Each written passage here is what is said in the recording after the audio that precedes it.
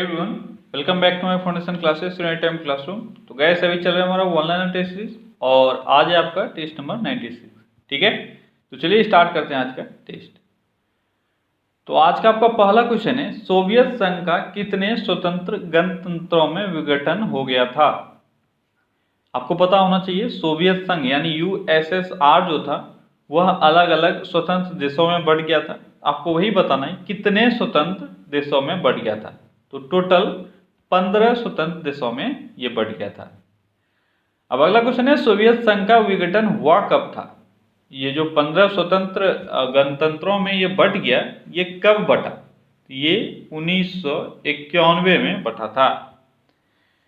अगला क्वेश्चन है, मीराबाई के गुरु कौन थे। मीराबाई के गुरु कौन थे। तो मीराबाई के गुरु थे संत रविदास। कौन थे? संत रविदास। अगला क्वेश्चन है, बीजापुर का गोल गुंबज किसका मकबरा है। बीजापुर का गोल गुंबज किसका मकबरा है। यह है मोहम्मद आदिल शाह का। किसका है? मोहम्मद आदिल शाह का ये मकबरा है। क्लियर। अगला क्वेश्चन है, वर्ल्ड वाइड वेब की आधारशिला किसने रखी थी। वर्ल्ड वाइड वेब WWW, इसकी आधारशिला किसने रखी थी या इसकी खोज किसने की थी। तो यह है टिम बर्नर्स-ली। क्या नाम है इनका? इनका नाम है टिम बर्नर्स-ली। ठीक है, इन्होंने ही सबसे पहले WWW की खोज की थी या इन्होंने ही इसको बनाया था। अगला क्वेश्चन है, वर्ल्ड वाइड वेब की आधारशिला कब रखी गई थी।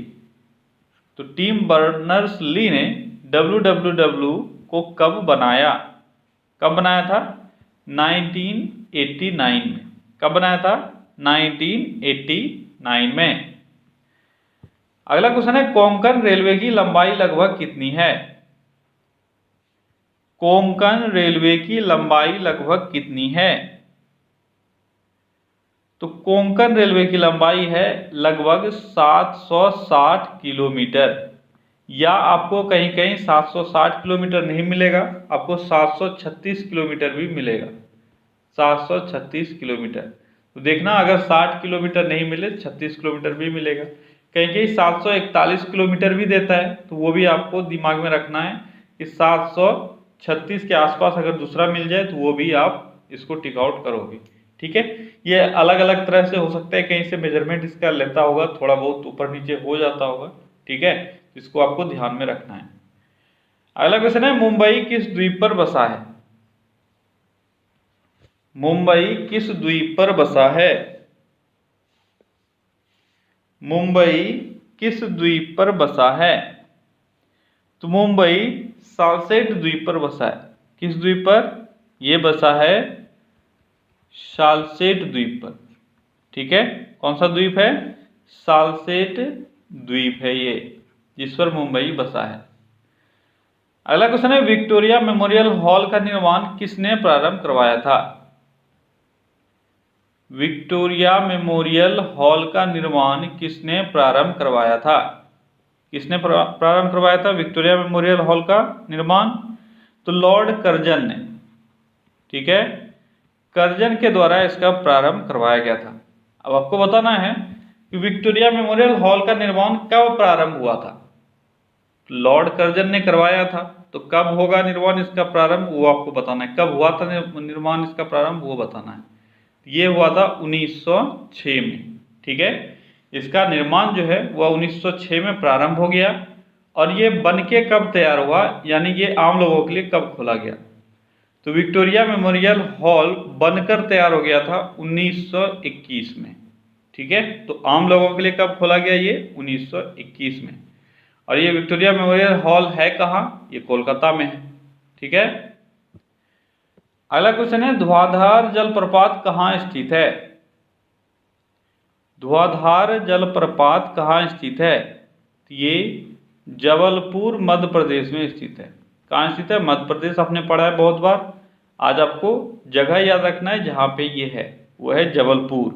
जबलपुर कहाँ है? यह है MP में। ठीक है, अगला क्वेश्चन है, चीन के संसद को क्या कहते हैं? चीन के संसद को क्या कहते हैं? तो चीन के संसद को नेशनल पीपुल्स कांग्रेस कहते हैं। क्या कहते हैं? वहां के जो संसद है उनको नेशनल पीपुल्स कांग्रेस।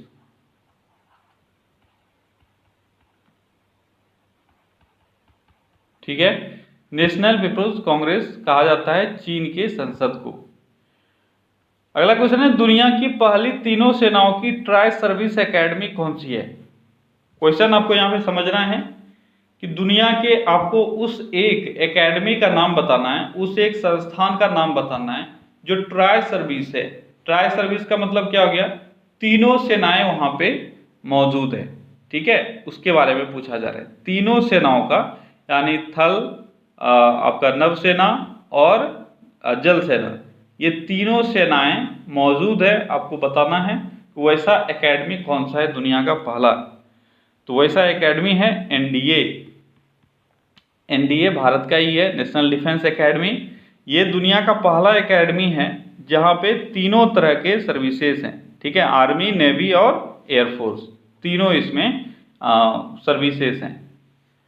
अगला क्वेश्चन है, एनडीए की स्थापना डिफेंस ट्रेनिंग संस्थान के रूप में कब हुई? एनडीए की स्थापना डिफेंस ट्रेनिंग संस्थान के रूप में कब हुई थी? तो एनडीए की स्थापना हुई थी 1954 में। कब हुई थी? 1954 में। और ये एनडीए कहाँ अवस्थित है ये आपको बताना है। ये तो मैंने पहले भी पढ़ा रखा है। एनडीए कहाँ अवस्थित है? तो एनडीए खड़गवासला में स्थित है। कहाँ स्थित है? खड़गवासला। और ये खड़गवासला कहाँ है? ये पुणे, महाराष्ट्र में। क्लियर? अगला क्वेश्चन क्या है? अगला क्वेश्चन है, पृथ्वी पर संपूर्ण जलमंडल का कितना प्रतिशत भाग स्वच्छ जल है? अच्छा, टोटल जो वाटर कंटेंट है उसमें से कितना परसेंट स्वच्छ जल है या मीठा पानी है? कितना है? यह है लगभग 2.5%। कितना है? लगभग 2.5%। लेकिन अगला क्वेश्चन क्या है? पृथ्वी पर उपलब्ध स्वच्छ जल में से कितना प्रतिशत जल आसानी से हम तक पहुंचने योग्य है? यानी 2.5% जल तो है स्वच्छ, जो हम लोग पी सकते हैं, जिसको हम लोग मीठा जल कहते हैं। लेकिन उनमें से भी कितना प्रतिशत ऐसा है जिसको हम लोग आसानी से ले सकते हैं या हम तक वो आसानी से पहुंच सकता है? कितना प्रतिशत है? वह लगभग 1%, मात्र 1%। तो 2.5% हो गया स्वच्छ जल, और उसमें से 1% हम लोग आसानी से पा सकते हैं, और रेस्ट जो है वो या तो हिम के फॉर्म में, यानी आइस के फॉर्म में है। ठीक है, या कहीं पे ऐसा जगह है जहां से हम लोग उसको आसानी से एक्सट्रैक्ट नहीं कर सकते हैं। अगला क्वेश्चन है, मैकमोहन रेखा का निर्धारण कब हुआ था? मैकमोहन रेखा का निर्धारण कब हुआ था? ये हुआ था 1914 में। अप्रैल 1914 में मैकमोहन रेखा का निर्धारण हुआ था। और जानते हो मैकमोहन रेखा कहाँ है? इंडिया और चाइना के बीच में। अगला क्वेश्चन है, मालदीव की आधिकारिक भाषा क्या थी? ये मैंने पहले भी बता रखा है। मालदीव की आधिकारिक भाषा, मालदीव की आधिकारिक भाषा क्या थी? क्या है? दिवेही। कौन सी भाषा है? दिवेही। यह है मालदीव की आधिकारिक भाषा। ठीक है, अगला क्वेश्चन है, सुदर्शन झील कहाँ स्थित है? सुदर्शन झील कहाँ स्थित है? तो सुदर्शन झील जूनागढ़ में स्थित है। कहाँ स्थित है? जूनागढ़। जूनागढ़ गुजरात में सुदर्शन झील स्थित है। ठीक है, अगला क्वेश्चन क्या है? अगला क्वेश्चन है, सुदर्शन झील का निर्माण किसने करवाया था? सुदर्शन झील का निर्माण किसने करवाया था? यहाँ पे आपको दो आंसर मिल सकता है। ठीक है, या तो आपको मिलेगा चंद्रगुप्त मौर्य। ठीक है, चंद्रगुप्त मौर्य। ठीक है, अगर किसी ने ये आंसर दिया तो वो भी सही है। या आपको दूसरा क्या मिल सकता है, पुष्यगुप्त। क्या मिल सकता है, पुष्यगुप्त। ठीक है, पुष्यगुप्त। तो ये दोनों मिल सकता है। एक्चुअली में पुष्यगुप्त जो था वह एक प्रांतीय शासक था, या गवर्नर की तरह इसको मान लो, चंद्रगुप्त मौर्य का, उसी ने बनवाया था। तो बहुत जगह जो आंसर है वो पुष्यगुप्त ही देता है, लेकिन आजकल के एग्जाम में अब चंद्रगुप्त मौर्य भी एग्जाम में देता है। ठीक है, पहले भी पूछा गया है कभी कभी, तो आपको दोनों याद रखना है। पुष्यगुप्त कौन था, ये प्रांतीय शासक था जिसने सुदर्शन झील बनवाया, लेकिन मेन जो शासक था वो था चंद्रगुप्त मौर्य। ठीक है, अगला क्वेश्चन है, भारत में पहली बार महिलाओं को मताधिकार कब प्राप्त हुआ। भारत में पहली बार महिलाओं को मताधिकार कब प्राप्त हुआ था। तो ये 1926 में मिला था। ठीक है, पहली बार महिलाओं को मताधिकार 1926 में प्राप्त हुआ था। अगला क्वेश्चन है, भूगोल के पिता के रूप में कौन जाने जाते हैं। भूगोल के पिता के रूप में किनको हम लोग जानते हैं। आसान सा क्वेश्चन है, यह है हिकेटियस। क्या नाम है, हिकेटियस। ये तो आपने पहले भी पढ़ रखा है। ठीक है, हिकेटियस को भूगोल के पिता के रूप में जाना जाता है। अगला क्वेश्चन है, तिब्बत में ब्रह्मपुत्र नदी को क्या कहा जाता है। तिब्बत में ब्रह्मपुत्र नदी को क्या कहा जाता है। क्या कहा जाता है, कहा जाता है सांगपो। ठीक है, सांगपो कहा जाता है तिब्बत में ब्रह्मपुत्र नदी को। अगला क्वेश्चन है, भारतीय संविधान में समवर्ती सूची की प्रेरणा कहां से ली गई है। हमारे संविधान में समवर्ती सूची जो है उसकी अवधारणा कहां से ली गई है। तो ये ली गई है ऑस्ट्रेलिया से। कहां से, ऑस्ट्रेलिया से।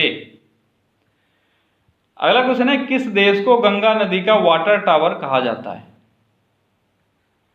गंगा नदी का वाटर टावर किस देश को कहा जाता है। तो गंगा नदी का वाटर टावर जो है यह नेपाल को कहा जाता है। अगला क्वेश्चन है, मॉनसून की खोज सर्वप्रथम किसने की थी। मॉनसून की खोज सर्वप्रथम हिप्पैलस के द्वारा किया गया था। किसके द्वारा, हिप्पैलस के द्वारा। अगला क्वेश्चन है, किस वनस्पति को बंगाल का आतंक कहा जाता था। अब भी कहा जाता है, और ये सिर्फ बंगाल का ही नहीं, अब तो धीरे धीरे पूरे देश में फैल चुका है, और आप इस चीज को जान भी रहे हो। क्या है वो है जलकुंभी। क्या है, जलकुंभी। ठीक है, इसको बंगाल का आतंक कहा जाता था। अगला क्वेश्चन है, दामोदर किस नदी की सहायक नदी है। दामोदर किस नदी की सहायक नदी है। तो दामोदर हुगली नदी की सहायक नदी है। किसकी, हुगली। अगला क्वेश्चन है, ओबरा बांध किस नदी पर स्थित है। ओबरा बांध किस नदी पर स्थित है। तो ये रिहंद नदी पर स्थित है। कौन सा बांध, ओबरा बांध। अगला क्वेश्चन है, ओबरा बांध कहाँ स्थित है। रिहंद नदी पर कहां बनवाया गया था ओबरा बांध। तो ओबरा बांध सोनभद्र डिस्ट्रिक्ट में। कहां है, सोनभद्र डिस्ट्रिक्ट। कहां का है ये, यूपी का है। ठीक है, तो ओबरा बांध सोनभद्र यूपी में स्थित है, रिहंद नदी पर। अगला क्वेश्चन है, चूखा परियोजना किन दो देशों की सम्मिलित परियोजना है। चूखा परियोजना, चूखा परियोजना किन दो देशों की सम्मिलित परियोजना है। तो एक तो है इसमें भारत, और दूसरा कौन है, भूटान। तो भारत और भूटान की सम्मिलित परियोजना है चूखा परियोजना। अगला क्वेश्चन है, सिस्मोग्राफ की खोज किसने की थी। सिस्मोग्राफ की खोज किसने की थी। तो ये क्या गया था, जॉन मिल के द्वारा। ठीक है, जॉन मिल या कहीं कहीं मिले भी मिल सकता है, लेकिन ये आपको याद रखना ये अकेले नहीं थे, इनके साथ और भी लोग थे। ठीक है, लेकिन मेनली जो नाम एग्जाम में पूछा गया अभी तक वो इन्हीं का पूछा गया, ठीक है। और इनके साथ 2-3 लोग और थे लेकिन उनका नाम मुझे याद नहीं है। अगला क्वेश्चन है, विश्व खाद्य दिवस कब मनाया जाता है? विश्व खाद्य दिवस कब मनाया जाता है? ये 16 अक्टूबर को मनाया जाता है। विश्व खाद्य दिवस कब मनाया जाता है? 16 अक्टूबर को। अगला क्वेश्चन है, केलकर टास्क फोर्स की सिफारिश का संबंध किससे है? केलकर टास्क फोर्स या केलकर समिति भी आपसे पूछा जाता है, इसका संबंध किससे है? इसका संबंध है टैक्स से, ठीक है। अगला क्वेश्चन है, भारत में सर्वाधिक कोयला किस प्रकार का पाया जाता है? भारत में जो कोयला है, कोयला के 4 प्रकारों में से कौन सा यहाँ पे सर्वाधिक मात्रा में पाया जाता है? तो ये है बिटुमिनस, ठीक है। बिटुमिनस कोयला यहाँ पे सर्वाधिक मात्रा में पाया जाता है। अगला क्वेश्चन है, भारत में सर्वप्रथम पेट्रोलियम की खोज कब हुई थी? भारत में सर्वप्रथम पेट्रोलियम की खोज कब हुई थी? तो भारत में सबसे पहले पेट्रोलियम की खोज 1866 में हुई थी। अगला क्वेश्चन है, भारत में सर्वप्रथम पेट्रोलियम की खोज कहाँ हुई थी? ये तो आप सभी जानते हो कहाँ हुई थी, ये असम में हुई थी, ठीक है। और पहला तेल कुआं कहाँ बना? दिग्बोई में, ये भी आप जानते हो। अगला क्वेश्चन है, देश में तेल एवं प्राकृतिक गैस आयोग की स्थापना कब हुई?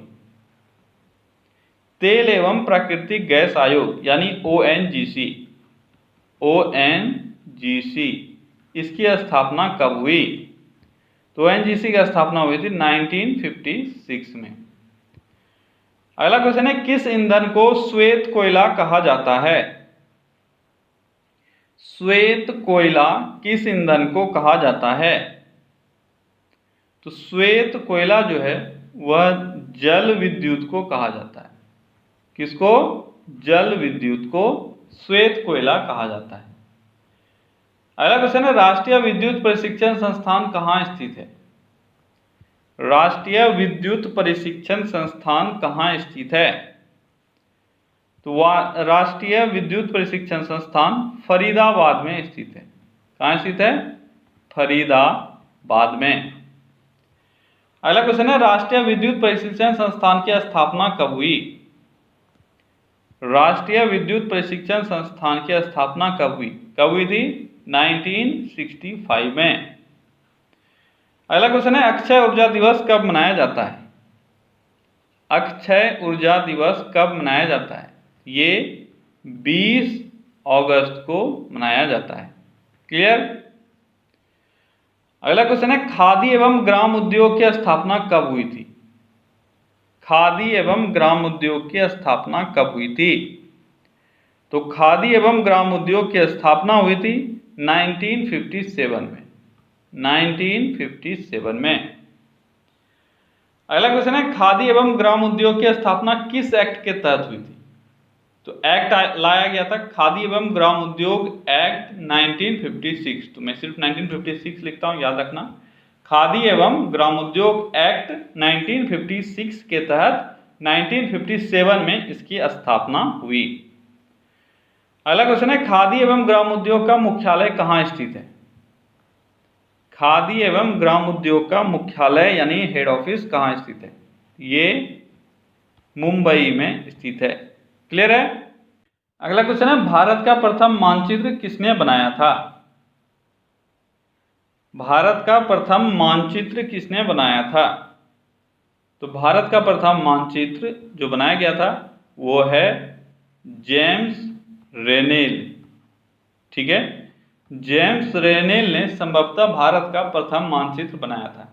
इनसे पहले भी बहुत लोगों ने बनाया था, इनके बाद भी बहुत लोगों ने बनाया था, लेकिन 1700 कुछ ईस्वी में, मुझे एग्जैक्टली याद नहीं है, वो आपसे एग्जाम में पूछा भी नहीं जाएगा।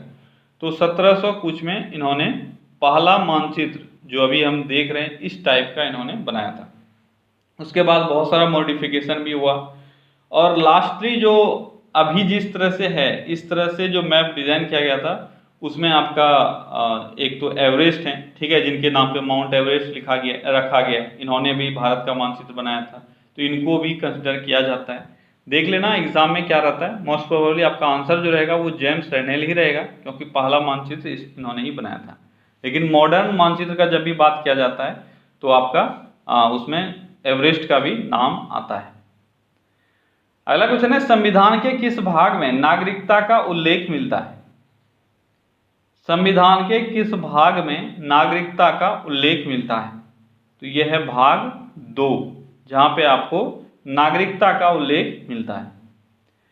अगला क्वेश्चन है, पाकिस्तान की सीमा कितने भारतीय राज्यों से लगती है?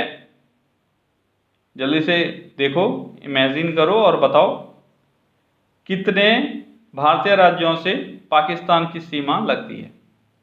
तो टोटल 4 राज्य हैं जिनकी सीमा भारत से लगती है, और अब तो एक बन गया है केंद्र शासित प्रदेश जम्मू कश्मीर, ठीक है, लेकिन ये भी इंक्लूड होगा। और रेस्ट 3 कौन कौन सा है? गुजरात, राजस्थान और पंजाब और जम्मू कश्मीर। तो ये 4 क्षेत्र हैं भारत के जिनका सीमा जो है वह पाकिस्तान से लगता है। क्लियर है? तो ओके गाइस, तो यहाँ पे आज आपका 50 क्वेश्चन पूरा होता है। आई होप कि जरूर आपने कुछ ना कुछ सीखा होगा और आपका बहुत सारा चीज रिवाइज हुआ होगा। ठीक है, इसी तरह से आप लोग मन लगा के पढ़ते रहिए और अपने सारे फ्रेंड्स के साथ शेयर जरूर करो, ताकि ज़्यादा से ज़्यादा लोगों तक पहुँच सके जो बेनिफिट आप ले रहे हो। चलिए, कल फिर से मिलते हैं अगले सेट में। Till then take care, bye bye.